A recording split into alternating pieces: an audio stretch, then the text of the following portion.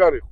მე ერთ-ერთ ჩემს გამოსვლაში მათ ვაქე და ისინი ძალიან კარგი ადამიანები არიან და დღესაც ჩემთან მუშაობენ. აი უყურე. აი ეს ადამიანები გვერდზე დამიდგნენ, მაგრამ მაინც ვფიქრობდი, რომ ღირს მუშაობის გაგრძელება. და ჩვენ მუშაობა აი ამ შალვა, თათული, ნინო და იმ კიდევ ვინც დამხვდა ხო, თითო როლა იმის დახმარებით დავიწყეთ ნოლიდან. როგორი ახლა 9 მილიონი ნახევარი ვალი და ჩემს წინ ჩემი კონკურენტები, რომლებიც იყვნენ დაჩმორებულები, ხო? გაბლატავებულად მონოპოლიები აუღიათ და გუში რო ელიავაზე საბურავს ყიდიდნენ, უკვე ტიპები გახდნენ, იმიტომ რომ მათემოტორსი დაიკეტა ჩათვალე. მით უმეტეს დაიკეტა ქვია ამ ჩემი თანამშრომლების დახმარებით, ხო?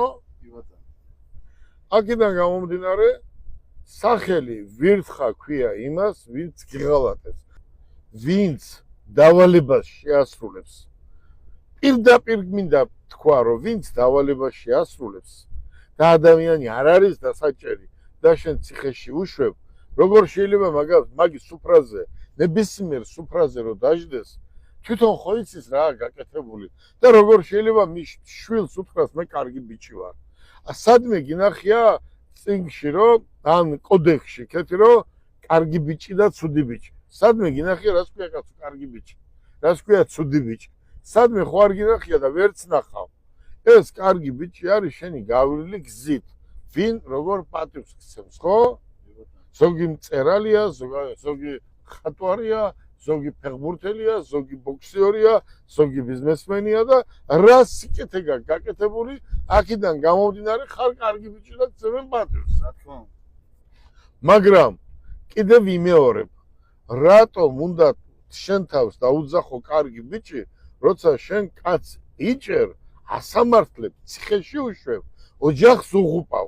შენ წარმოიდგინე ახლა კეთი, ციხეში ზის 1000-ობით ადამიანი, რომელსაც 2 შვილი, 3 შვილი, 5 შვილი ყავთ, ხო? და არის გოგო 30 წლის გოგო ყავთ ცოლი. რა ქნას მითხარი?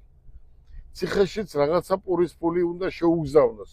1000 ადვოკატი, 1000 რაღაცა რა ქნას მითხარი? აი ხალხი, ოჯახები იღუპება. კეთი როგორ არის იცი? გელა ბარკალაია. წარმოიდგინეთ თქვენ, ძალიან დიდი გზა გაიარა და გელამ რო არ იცის 300 მეტრის ქვევით, მიწის ქვევით